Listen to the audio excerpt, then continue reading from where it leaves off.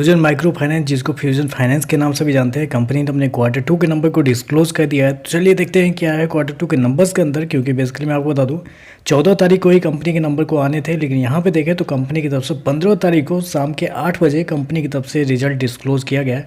एक दिन डिले में दिया गया है कंपनी के रिजल्ट को। देखते हैं कैसे कंपनी के नंबर देखने को मिल रहे हैं। डाटा क्रोज में है तो देखिए पिछले क्वार्टर में कंपनी ने 688 करोड़ के आसपास का रेवेन्यू जनरेट किया था ऑपरेशन के थ्रू। पिछले साल देखें तो 546 करोड़ के आसपास, जबकि अभी देखें तो बढ़ के 691 करोड़ कंपनी का जो रेवेन्यू है वो आपको जाता हुआ देखने को मिल रहा है। तो साल दर साल जाते हैं तो साल दर साल कंपनी के रेवेन्यू के अंदर लगभग बोल सकते हैं 30% के आसपास की तेजी आपको देखने को मिल रही है। वहीं अगर क्वार्टरली बेस पे जाते हैं तो क्वार्टरली बेस पे कंपनी का रेवेन्यू ऑलमोस्ट फ्लैट है, आधे % के आसपास के दम पे, तो उसको फ्लैट ही बोलेंगे। तो क्वार्टरली बेस पे कंपनी का रेवेन्यू फ्लैट है, जबकि साल दर साल एक अच्छी खासी तेजी आपको देखने को मिल रही है। खर्चे की बात करते हैं तो देखिए पिछले क्वार्टर में 757 करोड़ खर्च किए थे, पिछले साल 405 करोड़, जबकि अभी देखें तो कंपनी खर्चे 1113 करोड़ आपको देखने को मिला। तो खर्चे देखें तो खर्चे बहुत ज़्यादा इस क्वार्टर में आपको देखने को मिल रहा है।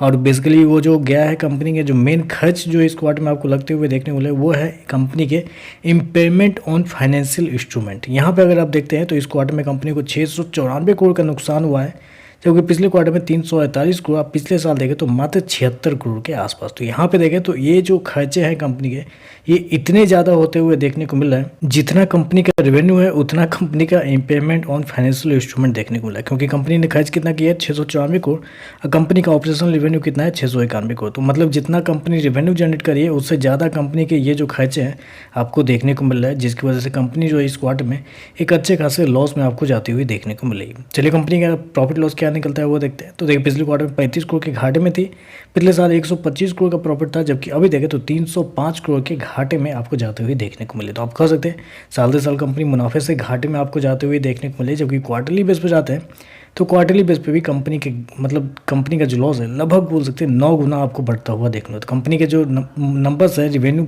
मतलब प्रॉफिट लॉस के मामले में बहुत ही ज़्यादा कमज़ोर आपको देखने को मिला। एक्सपेंस बहुत ज़्यादा हाई है, शायद कुछ प्रॉब्लम भी इस शेयर के अंदर आप इस कंपनी के अंदर आपको देखने को मिले। कुछ दिनों पहले कुछ न्यूज़ आई थी, मुझे प्रॉपर याद नहीं है क्या न्यूज़ थी, लेकिन कुछ प्रॉब्लम आई थी जिसकी वजह से शेयर के अंदर बड़ी गिरावट आपको देखने को मिली थी न्यूज़ आने के बाद से। शायद हो सकता है कि उसी न्यूज़ का इम्पैक्ट जो है कंपनी के एक्सपेंस के अंदर आपको देखने को मिल रहा है। ईपीएस की बात करते हैं, पिछले क्वार्टर में 3.5 रुपये माइनस का था, पिछले साल 12 रुपये के आसपास, अभी देखें तो 30 रुपये माइनस का आपको देखने को मिला। तो कंपनी का ईपीएस देखें बहुत बुरी तरीके से आपको गिरता हुआ देखने को मिला। ओवरऑल देखें तो नंबर बहुत ज़्यादा कमज़ोर आपको देखने को मिले। आई थिंक शेयर मतलब कल की जो क्लोजिंग हुई थी वो 5% के लोअर सर्किट पे ही आपको देखने को मिला था शेयर।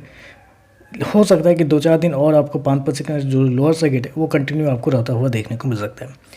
तो चलिए बस आज के लिए बस इतना ही। वीडियो पसंद आए तो लाइक कीजिएगा, साथ में साथ चैनल को सब्सक्राइब जो कीजिएगा। धन्यवाद।